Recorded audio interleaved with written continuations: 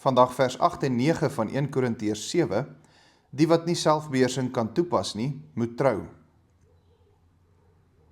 Vir die ongetroudes en die weduwees sê ek dat dit vir hulle goed is om ook soos ek te bly. Maar as hulle nie hulle self kan beheer nie, laat hulle trou, want dit is beter om te trou as om van begeerte te brand. Baie kundiges meen dat hierdie woord ongetroudes moet verwys na weewenaars. Hulle sê onder andere dit moet verwys na weewenaars omdat daar 'n balans gehandhaaf moet word tussen die twee woorde wat hier gebruik word.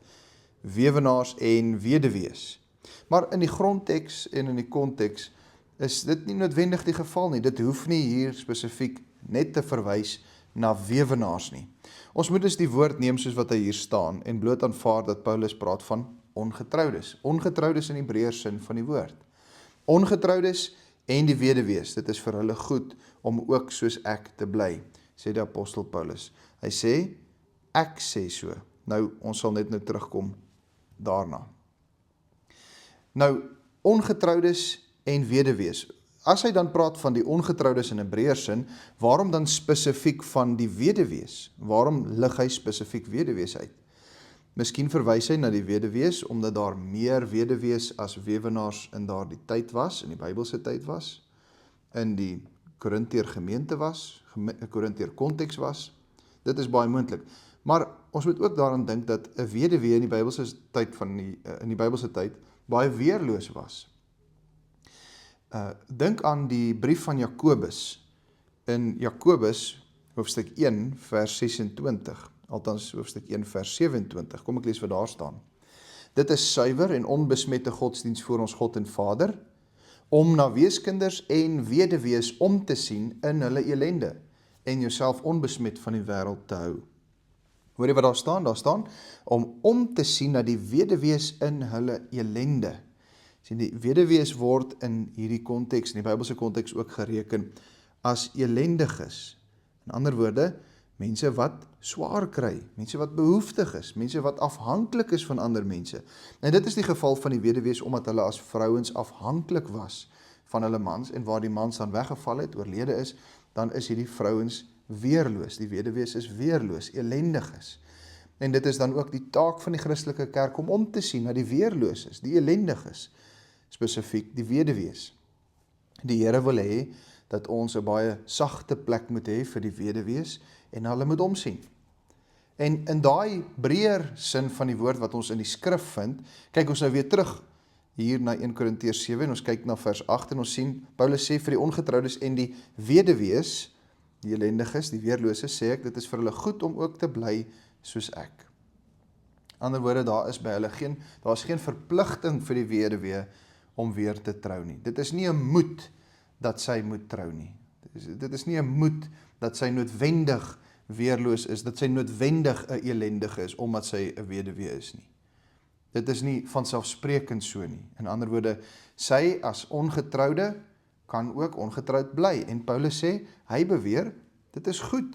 Dit is goed om te bly in hierdie ongetroude staat. En dan, natuurlik word dit ook veronderstel in die res van hierdie konteks, om celibaat te bly as ongetroude, om nie seksuele verhouding te hê sonder dat daar 'n huwelik is nie. Die apostel beskou dit egter so na sy mening.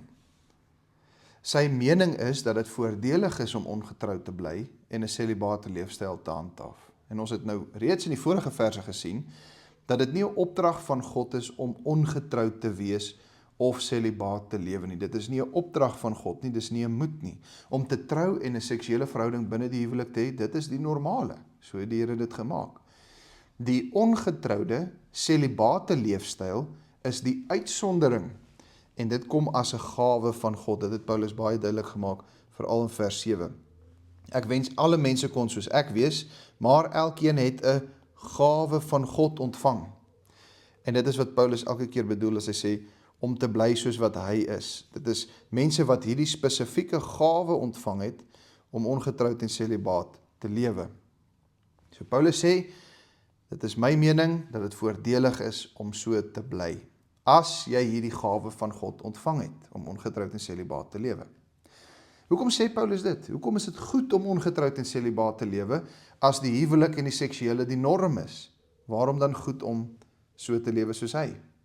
Nou, ons gaan dit nog duideliker sien hoekom hy dit sê, ons gaan duideliker sien in die res van die hoofstuk, maar hy sê onder andere in vers 26, dit is weens die nood wat op hande is dit beter om te bly soos hy is, weens die nood wat op hande is. In ander woorde, in die lig van die nood wat daar in die koninkryk is dit goed om ongetroud te wees, sodat daar volle aandag, volle tyd, volle energie aan koninkrykswerk bestee kan word. Dit is maar 'n enkele rede. Soos ek sê, ons sal nog daarby uitkom in die res van die hoofstuk. Ons gaan aan na vers 9. Maar as hulle nie hulle self kan beheer nie, selfbeheersing kan toepas nie, laat hulle trou. Want dit is beter om te trou as om van begeerte te brand. Beter om te trou as om van begeerte te brand.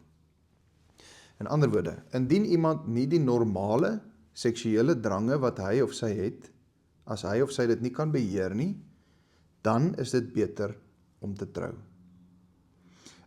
As iemand nie die gawe van celibaatheid ontvang het nie, onthou vers 7, as dit nie die geval is vir jou nie, dan, sê die apostel, dan moet jy trou.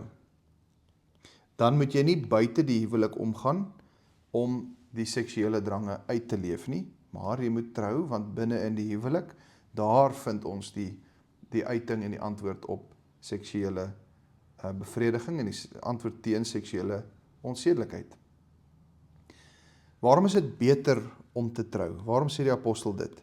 Beter om te trou as om van begeerte te brand. Dit is beter om te trou, eerder as wat 'n mens gedurig moet stry, gedurig moet energie bestee, om jouself te beheer, om die seksuele drange in bedwang te hou. So daar kan nie volle aandag gegee word aan jou roeping, aan jou taak, aan jou verantwoordelikhede nie, jy kan nie aandag gee aan koninkrykswerk nie, want daar is hierdie gedurige stryd teen die normale, ingebore, geskape seksuele drange. Jy het nie die gawe van celibaatheid nie, en daarom is dit vir jou beter om te trou, as om die hele tyd van hierdie seksuele begeertes te brand. Nou let tog net daarop dat Paulus nie sê dit is verkeerd om te trou wanneer 'n mens van begeerte brand nie. Hy sê nie dit is verkeerd wanneer jy hierdie natuurlike behoeftes het nie. Hy beskou dit nie as 'n bose toegewing om dan maar te trou nie. Paulus hou baie goed rekening met die feit dat meeste mense nie daardie natuurlike drange wil beheer nie, of kan beheer nie. En daarom moet hulle eerder trou. Paulus beskou nie seks binne die huwelik as iets wat net bedoel is om kinders te verwek nie. Hy beskou die huweliksplig of die seksuele verhouding binne die huwelik, hy beskou dit as 'n wesenlike deel van die huweliksverhouding, en dit is iets wat die Here daar gestel het om die man en die vrou as eenheid saam te snoer. En die huwelik word ook gegee juis om onsedelikheid te voorkom. Die huwelik tussen man en vrou is die Here se antwoord teen seksuele onsedelikheid. En daarom sê in vers 8, dit is goed, is voordelig om ongetroud en celibaat te bly as dit die gawe is wat jy dan ontvang het, as dit vir jou moontlik is. Indien nie, as dit nie vir jou moontlik is nie, is dit beter om te trou. Kom ons bid saam. Vader, baie van ons is enkellopend en ons verlang na huweliksmaats. Ons bid dat U vir ons 'n maat sal stuur, 'n man of 'n vrou na U hart. En ander van ons het miskien die gawe ontvang om ongetroud te bly en het geen behoefte om te trou nie. Sommige van ons is weewenaars, weduwees, geskeides. Help ons ongetroudes om soveel te meer aandag en tyd en energie aan U koninkryk te gee.